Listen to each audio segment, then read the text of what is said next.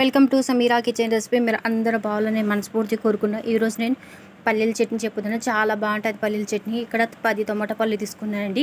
ఒక ఆనియన్ తీసుకున్నాను. ఆనియన్ తక్కువ ఇస్తే సరిపోతుంది. 10 పచ్చిమిరపకాయలు, ఒక లెమన్ సైజు చింతపండు తీసుకోవాలండి. ఒక గిన్నె నేను పల్లీలు తీసుకున్నానండి. టమాటా పళ్ళు మీరు తక్కువైనా వేసుకోవచ్చు. మా ఫ్యామిలీ ప్రకారం నేను చేసుకుంటానండి. వైట్ రైస్లో చాలా బాగుంటుంది చట్నీ అనేది.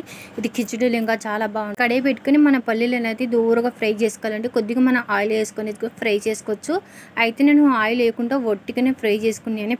ప్లేట్లు తీసుకున్నాక దీంట్లోనే కడాయిలో పచ్చిమిరపకాయలు, ఆనియన్ వేసుకొని ఒక చెంచా ఆయిల్ వేసుకుని ఫ్రై చేసుకోవాలండి. కొంచెం దూరంగా ఫ్రై చేసుకోవాలా.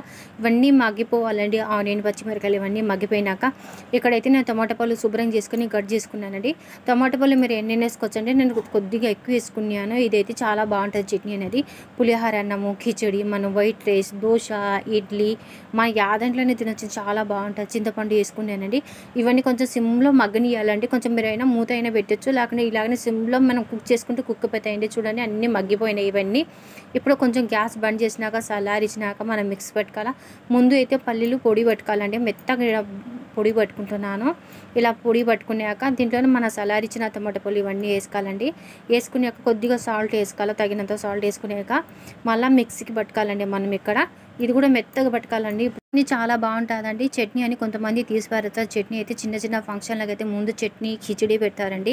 ముందు చట్నీ కిచిడి పెట్టినాకనే ఫంక్షన్ మొదలు పెడతారు ఊళ్ళల్లో అయితే. మా అమ్మల సైడ్ అయితే ముందు కిచిడి, చట్నీ ఇవన్నీ పెట్టినాకనే మళ్ళీ ఏమైనా ఫంక్షన్లు అయినాక నిదానంగా చేస్తారండి. ఇది టిఫిన్ చేసుకుంటారు ఆ ఊళ్ళో అయితే. చాలా బాగుంటుంది అండి. ఇక్కడైతే నేను తాలింపు పెట్టుకుని, మీరు తాలింపు లేకుండా అలాగనే మీరు తినొచ్చు. చాలా బాగుంటుంది. కొంచెం పెరుగులు వేసుకునేది ఇంకా చాలా బాగుంటుంది. ఇప్పుడు అయితే తాలింపు పెట్టుకుంటున్నాను.